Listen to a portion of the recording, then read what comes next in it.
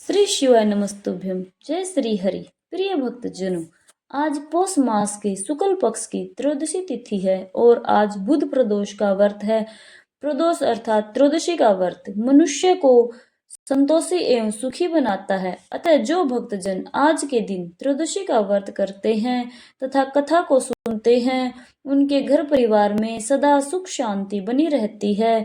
भक्तों को इससे मुक्ति मिल जाती है और इस व्रत में हरी वस्तुओं का प्रयोग करना चाहिए। ऐसा करने से व्यक्ति की सभी मनोकामनाएं पूर्ण हो जाती हैं और भगवान शिव जी के साथ साथ माता पार्वती जी का भी आशीर्वाद प्राप्त होता है।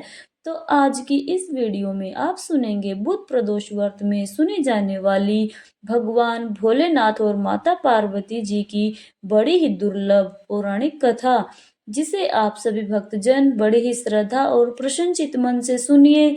साथ ही चैनल को सब्सक्राइब करें, वीडियो को लाइक कर दीजिए और कमेंट में भोलेनाथ जी और माता पार्वती जी का जयकारा जरूर लगाइए। तो आइए भगवान शिव शंकर के चरणों का ध्यान करते हुए सुनते हैं बुध प्रदोष व्रत की कथा। एक नगर में भगवान शिव का एक भव्य मंदिर था, जहां हर वर्ष दूर दूर से भक्तजन शिवजी जी के दर्शन के लिए आते थे। उस समय प्रदोष का व्रत था।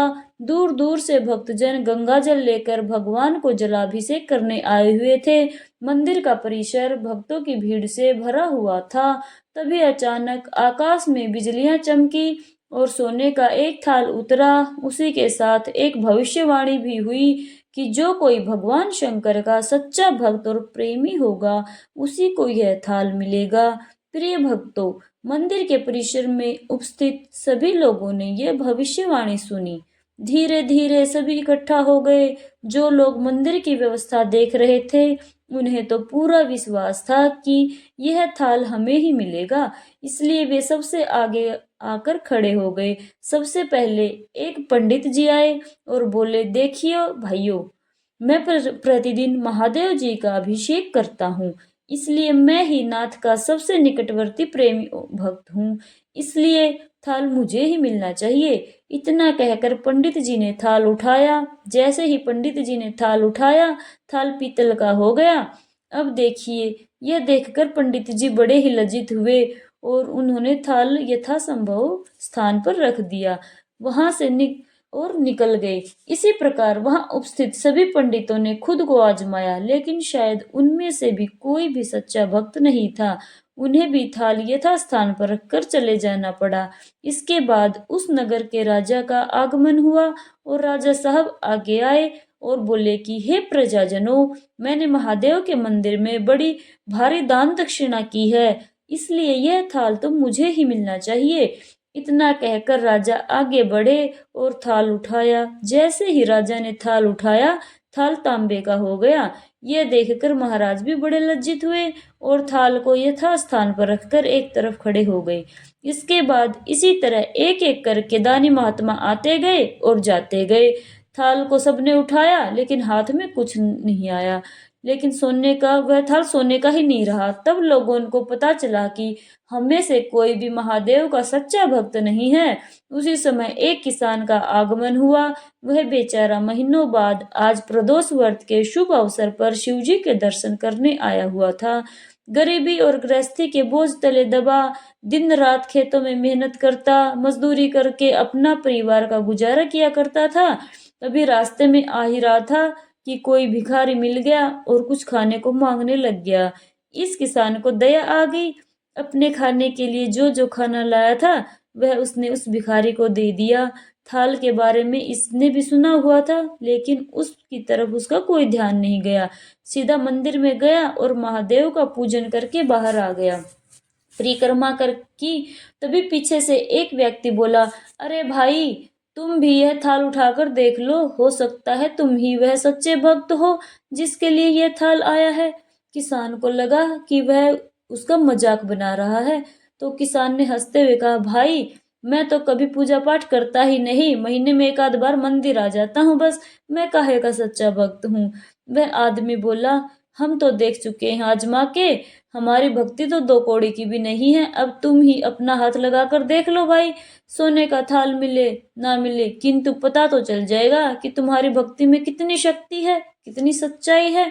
लोगों के बहुत ही आग्रह करने पर आखिर उस भोले भाले किसान ने जाकर थाल उठाया।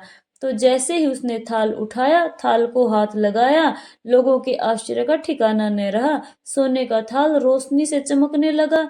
यह देखकर सब लोगों में खुशियों की लहर दौड़ गई। सभी लोग उसके जय जयकारे लगाने लगे और पूछने लगे, भाई तुम ही सच्चे भक्त हो, हमें भी बता दो ये भक्ति कैसे करते हो जिससे महादेव तुमसे इतने प्रसन्न है। किसान बोला, भाई मैं कोई भक्ति नहीं करता, मैं केवल दिन भर खेतों में काम करता हूँ और थोड़ा समय निकालकर जरूरतमंद लोगों की मदद कर देता हूँ। इसके अलावा भगवान भोलेनाथ को मन ही मन याद कर लेता हूँ और कोई विशेष कार्य तो करता नहीं। लोग पूछने लगे, तुम लोगों की मदद क्यों करते हो भाई? तो हंसते हुए किसान बोला, भाई लोगों की मदद करके मुझे जो सुकून मिलता है और खुशी होती है उसे मैं शब्दों में बयान नहीं कर सकता। शायद यही कारण है कि महादेव मुझसे इतने प्रसन्न हैं। इसलिए हमेशा याद रखो, सत्कर्म का आनंद भी आनंद से ही होता है और अंत भी आनंददायक ही होता है। दुष्कर्म का आरंभ भी दुख देने वाला होता है और अंत भी दुखदायक होता है। आप सैकड़ों मील की यात्रा करके भी दूसरों का दिल दुखा देते हैं तो वह आपकी तपस्या, साधन और महादेव का दर्शन धूल के बराबर है। तो एक बार प्रेम से बोलिए, हे भोलेनाथ, जैसे आपने उस किसान पर कृपा दृष्टि बरसाई वैसे ही अपने सभी भक्त जनों का कल्याण करना, सबकी गरीबी दरिद्रता दूर करना, उन्हें मोक्ष देना। हर हर महादेव। आइए सुनते हैं असीम आनंद और सुख संपदा देने वाली बुध प्रदोष व्रत की दूसरी पौराणिक कथा। पौराणिक कथा के अनुसार बहुत पुरानी बात है। एक पुरुष का नया नया विवाह हुआ। वह गोने के बाद अपनी पत्नी को लेने अपने ससुराल पहुंचा और उसने सास से कहा कि वह बुधवार के दिन ही अपनी पत्नी को लेकर जाएगा। उस पुरुष के सास ससुर, साले सालिया, घर वाले सभी ने समझाया बुधवार को पत्नी को विदा कराकर ले जाना शुभ नहीं होता, लेकिन वह पुरुष नहीं माना। विवश होकर सास ससुर ने अपनी जमाई और अपनी पुत्री को भारी मन से विदा कर दिया। तब पति और पत्नी बैलगाड़ी में चले गए। एक नगर के बाहर निकलते ही पत्नी को बहुत प्यास लगी। तब पति लोटा लेकर अपनी पत्नी के लिए पानी लेने के लिए चला गया। जब वह पानी लेकर लौटा तब उसने देखा कि उसकी पत्नी किसी दूसरे व्यक्ति के द्वारा लाए गए लोटे से पानी पीकर हंस हंस कर बातें कर रही थी। वह पराया पुरुष उसी व्यक्ति की शक्ल का, सूरत वाला ऐसा ही लग रहा था। ऐसा देखकर उसका पति उस व्यक्ति से लड़ाई करने लग गया। धीरे धीरे काफी भीड़ एकत्रित होने लग गई और सिपाही भी आ गए। सिपाही ने स्त्री से पूछा कि तुम सच सच बताओ कि तुम्हारा पति इन दोनों में से कौन सा है। लेकिन वह स्त्री चुप रही क्योंकि दोनों ही व्यक्ति हमशक्ल थे। बीच राह में अपनी पत्नी को लुटा देखकर वह व्यक्ति मन ही मन भगवान शंकर की प्रार्थना करने लग गया। हे भगवान, मुझे और मेरी पत्नी को इस मुसीबत से बचा लो। मैंने अपनी पत्नी को बुधवार के दिन विदा कराकर जो अपराध किया है उसके लिए मुझे क्षमा कर दो भगवान। भविष्य में मैं ऐसी गलती कभी नहीं करूंगा। भगवान शिव उसकी प्रार्थना से प्रभावित हुए और दूसरा व्यक्ति उसी समय वो कहीं अंतर ध्यान हो गया। इसके बाद वह अपनी पत्नी के साथ सही सलामत अपने नगर को पहुंच गया। इसके बाद से दोनों पति पत्नी नियम पूर्वक बुधवार के दिन बुध प्रदोष व्रत को करने लगे। बोलिए श्री शंकर भगवान की जय, श्री शंकर पार्वती माता की जय। ओम नमो पार्वती पते, हर हर महादेव। जय श्री राधे राधे। प्रिय भक्तजनों, आइए अब सुनते हैं बुध प्रदोष व्रत में सुनी जाने वाली माता लक्ष्मी तथा शिव जी की बहुत ही दुर्लभ कथा। एक बार नारद जी ने भोलेनाथ जी की स्तुति करके पूछा, प्रभु आपको प्रसन्न करने के लिए सबसे उत्तम और सुलभ साधन क्या है? हे त्रिलोकीनाथ, आप तो निर्विकार और निष्काम हैं, आप सहज ही प्रसन्न हो जाते हैं। फिर भी मेरी जानने की तीव्र इच्छा है कि आपको क्या प्रिय है। तो भगवान शिव जी बोले, नारद मुनि, वैसे तो मुझे भक्त के भाव सबसे प्रिय हैं, फिर भी आपने पूछा है तो मैं बताता हूँ। मुझे जल के साथ साथ बिल्व पत्र बहुत प्रिय हैं। जो अखंड बिल्व पत्र मुझे श्रद्धा से अर्पित करते हैं मैं उन्हें अपने लोक में स्थान देता हूँ। अब देखिए नारद जी भगवान शंकर और माता पार्वती की वंदना करके अपने लोक को चले गए। उनके जाने के बाद माता पार्वती जी ने शिव जी से फिर पूछा, हे प्रभु, मेरी यह जानने की बड़ी उत्कृष्ट इच्छा हो रही है कि आपको बेलपत्र इतना प्रिय क्यों है। कृपया करके मेरी इस जिज्ञासा को शांत करें। शिवजी बोले, हे शिवे, बिल्व की पत्ते मेरी जटा के समान हैं। उसके त्रिपत्र यानी 3 पत्ते ऋग्वेद, यजुर्वेद, सामवेद हैं। शाखाएं समस्त शास्त्र का स्वरूप हैं।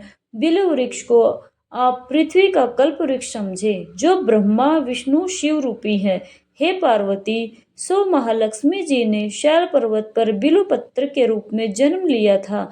इस कारण बेल का वृक्ष मेरे लिए अति प्रिय है। महालक्ष्मी ने बिल्व का रूप धरा, यह सुनकर माता पार्वती कौतूहल में पड़ गई। माता पार्वती जी कौतूहल से उपजी जिज्ञासा रोक नहीं पाई। उन्होंने पूछा, देवी लक्ष्मी ने आखिर बिल्व पत्र का रूप क्यों लिया? हे प्रभु, यह कथा आप विस्तार से कहिए। तब भोलेनाथ जी ने देवी पार्वती को कथा सुनाने आरंभ की। हे देवी, सतयुग में ज्योति रूप में मेरे अंश का रामेश्वर लिंग था। ब्रह्मा आदि देवों ने उसका विधिवत पूजन अर्चन किया था। इसका परिणाम यह हुआ कि मेरे अनुग्रह से वाणी देवी सबसे प्रिय हो गई। वह भगवान विष्णु को सतत प्रिय हो गई। मेरे प्रभाव से भगवान केशव के मन में वांग देवी के लिए जितनी प्रीति उपजी, वह स्वयं लक्ष्मी जी को न भाई। लक्ष्मी देवी का श्री हरि के प्रति मन में कुछ दुराव पैदा हो गया। वह चिंतित और रुष्ट होकर चुपचाप परम उत्तम श्री शैल पर्वत पर चली गई। वहां उन्होंने तप करने का निर्णय लिया और उत्तम स्थान का चयन करने लगी। देवी लक्ष्मी ने उत्तम स्थान निश्चित करके मेरे लिंग विग्रह की उग्र तपस्या आरंभ कर दी। उनकी तपस्या कठोरतम होती जा रही थी। हे परमेश्वरी, कुछ समय के बाद महालक्ष्मी जी ने मेरे लिंग विग्रह से थोड़ा ऊर्ध्व में एक वृक्ष का रूप धारण कर लिया। अपने पत्तों और पुष्पों द्वारा निरंतर मेरा पूजन करने लगी। इसी तरह महालक्ष्मी ने कोटि वर्ष अर्थात 1 करोड़ वर्ष का घोर आराधना की और अंत में उन्हें मेरा अनुग्रह प्राप्त हुआ। मैं वहां प्रकट हुआ और देवी से इस घोर तपस्या की आकांक्षा पूछकर वरदान देने को तैयार हुआ। देवी लक्ष्मी ने मांगा कि श्री हरि के हृदय में मेरे प्रभाव से वाम देवी के लिए जो स्नेह उत्पन्न हुआ है वह समाप्त हो जाए। प्रिय भक्तजनों, अब शिवजी ने कहा कि हे पार्वती, मैंने महालक्ष्मी को बहुत समझाया कि श्री हरि के हृदय में आपके अतिरिक्त किसी और के लिए कोई प्रेम नहीं है। वांग देवी के प्रति उनका प्रेम नहीं है, अपितु श्रद्धा है। तो यह सुनकर श्री लक्ष्मी जी प्रसन्न हो गई और पुनः श्री हरि के हृदय में स्थित होकर निरंतर उनके साथ विहार करने लगी। पार्वती महालक्ष्मी के हृदय का एक बड़ा विकार इस प्रकार दूर हुआ। इस कारण हरिप्रिया उसी वृक्ष रूपा में सर्वदा अतिशय भक्ति से भरपूर यत्न पूर्वक मेरी पूजा करने लगी। हे पार्वती, इसी कारण बिल्व का वृक्ष, उनके पत्ते, फल, फूल आदि मुझे बहुत अधिक प्रिय हैं। हे देवी, मैं निर्जन स्थान में बिल्व वृक्ष का आश्रय लेकर रहता हूँ। बिल्व वृक्ष को सदा सर्व तीर्थ धाम एवं सर्व देव मानना चाहिए, इसमें तनिक भी संदेह नहीं है। बिल्व पत्र, बिल्व फूल, बिल्व वृक्ष अथवा बिल्व काष्ठ के चंदन से जो मेरी पूजा करता है वह भक्त मेरा अति प्रिय है। बिल्व वृक्ष को शिव के समान ही समझो, वह मेरा शरीर है। जो बिल्व पर चंदन से मेरा नाम अंकित करके मुझे अर्पण करता है, उसे सभी पापों से मुक्त करके अपने लोक में स्थान दे देता हूँ। हे देवी, उस व्यक्ति को स्वयं लक्ष्मी जी नमस्कार करती हैं जो बिल्व से मेरा पूजन करता है। जो बिल्व मूल में प्राण छोड़ता है उसको रुद्र देह प्राप्त होती है। मेरी पूजा के लिए बेल के उत्तम पत्तों का ही प्रयोग करना चाहिए। प्रिय भक्तजनों, इस प्रकार भगवान शंकर ने महादेवी माता पार्वती के प्रश्नों का उत्तर दिया और उनकी जिज्ञासा शांत की। प्रेम से बोली, जय शिव शंकर, जय हो माता पार्वती, ओम नमः शिवाय। प्रिय भक्तजनों, आइए अब सुनते हैं विनायक जी की कथा। एक ब्राह्मण था जो नित्य सुबह उठकर गंगा जी स्नान के लिए जाता और आकर विनायक जी की पूजा करता और विनायक जी की कहानी सुनता था। उसकी पत्नी को पूजा करना अच्छा नहीं लगता था और वह क्रोधित हो जाती और कहती कि सुबह सबसे पहले पूजा करने के लिए बैठ जाते हो। मैं काम करती हूँ, झाड़ू लगाती हूँ, घर का सारा काम करती हूँ और आपको घर में कोई काम ही नहीं है। उसको लगता ब्राह्मण उसकी बातों को सुनता ही नहीं है। एक दिन ब्राह्मण गंगा जी नहाने के लिए चला गया। पीछे से ब्राह्मणी ने विनायक जी को छुपा कर रख दिया। वापस आकर ब्राह्मण ने कहा, विनायक जी की मूर्ति कहाँ गई? तो ब्राह्मणी बोली कि मुझे तो नहीं पता कहाँ गई, अब देखिए। ब्राह्मण ने खाना भी नहीं खाया और पानी भी नहीं पिया, और उस ब्राह्मण ने कहा, जब तक मैं विनायक जी की पूजा नहीं कर लेता तब तक मैं अन्न और जल ग्रहण नहीं करूंगा। मैं तो विनायक जी की पूजा करने के बाद ही अन्न जल ग्रहण करूंगा। ब्राह्मणी ने ब्राह्मण को बहुत समझाया कि भोजन कर लो, लेकिन उसने नहीं किया। अब क्या था, दोनों लड़ने झगड़ने लग गए। विनायक जी की मूर्ति हंसने लगी। तब ब्राह्मणी गुस्से में आकर बोली कि मूर्ति वहां रखी है। इसके बाद ब्राह्मण ने विनायक जी की पूजा अर्चना की। तब अचानक ही विनायक जी की मूर्ति बोल उठी, हे ब्राह्मण, तुझे मेरी सेवा करते हुए बहुत दिन हो गए, कुछ मांग, मैं तुझे कुछ देना चाहता हूँ।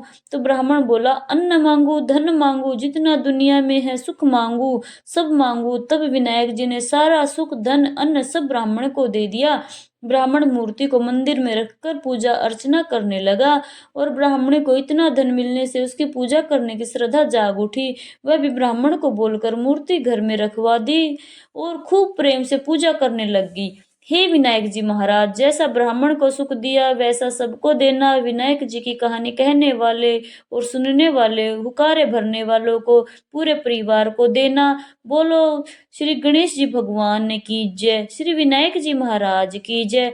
ओम नमः शिवाय, हर हर महादेवाय। प्रिय भक्तजनों, आइए अब सुनते हैं विनायक जी की दूसरी कथा। दो देवरानी और जेठानी थी। देवरानी के पास बहुत धन था, लेकिन जेठानी बेचारी गरीब थी। जेठानी गणेश जी की बहुत आराधना करती थी। अपनी देवरानी के घर आटा पीसने जाती थी। जिस कपड़े से वह आटा छानती थी, उसी कपड़े को घर ले आकर पानी में घोलकर उसे पकाकर अपने पति को खाने को दे देती थी। बेचारी के पास तो कुछ भी नहीं था। अपना पेट पालने के लिए कुछ तो जतन करना ही होता है। एक दिन देवरानी के लड़के ने देख लिया और अपनी माँ से बोला, माँ, ताई यहाँ से आटे का कपड़ा ले जाकर ताऊ जी को घोलकर पिला देती है। देवरानी सारी बात सुनकर बहुत गुस्सा हुई और जेठानी से बोली कि मेरे घर में आटा छानने के बाद कपड़ा यही रखकर हाथ धोकर जाया कर। वह ऐसा ही करने लगी, लेकिन जब वह घर आती तो उसका पति बोलता है कि मुझे आटा घोलकर उसका कुछ बनाकर मुझे खिला दो, मुझे बहुत जोर से भूख लगी है। जेठानी ने बोला, आज उसने आटा छानने का कपड़ा वही रख दिया। तब उसका पति गुस्से में आकर उसको मारने लग गया। उस रात वह गणेश जी करती हुई सो गई। गणेश जी आए और उन्होंने पूछा कि कौन रो रहा है। उसने बोला कि मैं हूँ, रोज मैं देवरानी के घर से आटा छानने का कपड़ा लेकर आती हूँ, उसे घोलकर पति को खिलाती थी, लेकिन आज मेरा पति भूखे पेट था, उसे बहुत भूख लगी थी, उसे कुछ खाने को नहीं मिला। देवरानी ने मुझे कपड़ा लाने को नहीं दिया, मैं अपने पति को कुछ भी नहीं खिला पिला सकी, इसलिए उसने मुझे खूब मारा। प्रिय भक्तजनों, अब गणेश जी की लीला देखिए। गणेश जी ने कहा, मैं घर घर से तिलकुट खाकर आया हूँ, मुझे सोच जाना है, कहाँ जाऊं? तो उसने कहा, महाराज, बहुत जगह पड़ी है, कहीं भी चले जाओ। अब क्या था, गणेश जी उसी के घर में शौच करके वहां से चले गए। थोड़ी देर बाद जब उसने उठकर देखा तो सारा घर हीरों से जगमगा रहा था। वह धन को इकट्ठा करने लगी तो देवरानी के घर जाने में थोड़ी देर हो गई। देवरानी ने लड़के को भेजा कि देख कर आओ, आज तेरी ताई क्यों नहीं आई। लड़के ने जाकर देखा कि ताई के घर में तो बहुत सारा धन है। उसने जल्दी से जाकर अपनी माता को बताया। देवरानी दौड़ी दौड़ी आई और पूछा, तेरे यहाँ इतना धन कहाँ से आया है? तो जेठानी ने सारी बात बता दी।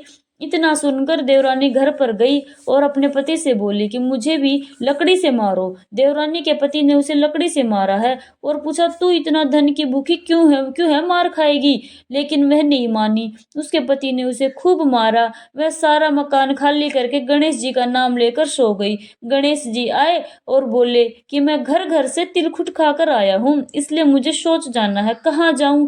तब वह बोली, महाराज, मेरे तो बहुत बड़ा मकान है, कहीं पर भी चले जाओ। अब क्या था, गणेश जी की सोच करके वहां से निकल गए और थोड़ी देर बाद वह उठकर उसने देखा घर में बहुत सारा कूड़ा कचरा शोज हर जगह पड़ी है। देखकर बोली, महाराज, आपने तो मेरे साथ कपट किया है, जेठानी को तो इतना सारा धन दे दिया और मुझे कूड़ा करकट। गणेश जी फिर वहां आए और बोले, तू धन की भूखी है, वह धर्म की भूखी थी। देवरानी बोली, महाराज, यह सब कूड़ा कचरा समेट लो, मुझे तो धन नहीं चाहिए। तब गणेश जी ने कहा, तेरे पास जितना भी धन है उसमें से आधा जेठानी को दे दे। तब यह कूड़ा कचरा समेट लूंगा। तो देवरानी ने जब अपने धन में से आधा धन जेठानी को दे दिया तो गणेश जी ने अपनी माया को समेट लिया। हे गजानन महाराज, जो आपने देवरानी को दिया वैसा किसी को मत देना, जो जेठानी को दिया वैसा सबको देना। विनायक जी की कहानी कहने वाले, विनायक जी की कहानी सुनने वाले और हुंकार भरने वाले और पूरे परिवार को देना। बोलो गणेश जी महाराज की जय हो। अब आप सुनिए भगवान भोलेनाथ की आरती। ओम जय शिव ओमकारा, भज जय शिव ओमकारा, ब्रह्मा विष्णु सदा शिव, भोले भोले बाबा महाशिव, अर्धांगी धारा। ओम जय शिव ओमकारा, एकानन चतुरानन पंचानन राजे, भोले पंचानन राजे, हंसानन गरुड़ासन वृषवाहन साजे। ओम जय शिव ओमकारा, दो भुज चार चतुर्भुज, दस भुज अति सोहे, तीनों रूप निरखते त्रिभुवन जन मोहे। ओम जय शिव ओमकारा, अक्षमाला वनमाला मुंडमाला धारी, त्रिपुरारी कंसारी करमाला धारी। ओम जय शिव ओमकारा, श्वेतांबर पीतांबर बाघंबर अंगे, सनकादिक ब्रह्मादिक भूतादिक संगे। ओम जय शिव ओमकारा, कर के मध्य कमंडल, चक्र त्रिशूल धरता, जग करता जग भरता, जग पालन करता। ओम जय शिव ओमकारा, ब्रह्मा विष्णु सदा शिव, जानत अविवेका, प्रणवाक्षर के मध्य ये तीनों एका। ओम जय शिव ओमकारा, त्रिगुण शिव जी की आरती जो कोई नर गावे, कहत शिवानंद स्वामी, भजत हरि हर स्वामी, मन वांछित फल पावे। ओम जय शिव ओमकारा, ओम जय शिव ओमकारा, भज जय शिव ओमकारा, ब्रह्मा विष्णु सदा शिव, अर्धांगी धारा। ओम हर हर हर महादेव। प्रेम से बोलिए माता पार्वती और भोलेनाथ की जय हो। आशा करती हूँ आपको आज की यह प्रदोष व्रत कथा और ये आरती पसंद आई होगी। अगर यह वीडियो अच्छे लगे तो इसे लाइक, शेयर और सब्सक्राइब जरूर करें। कमेंट में माता पार्वती और भगवान भोलेनाथ की जय जरूर लिखिए। जय हर हर महादेव।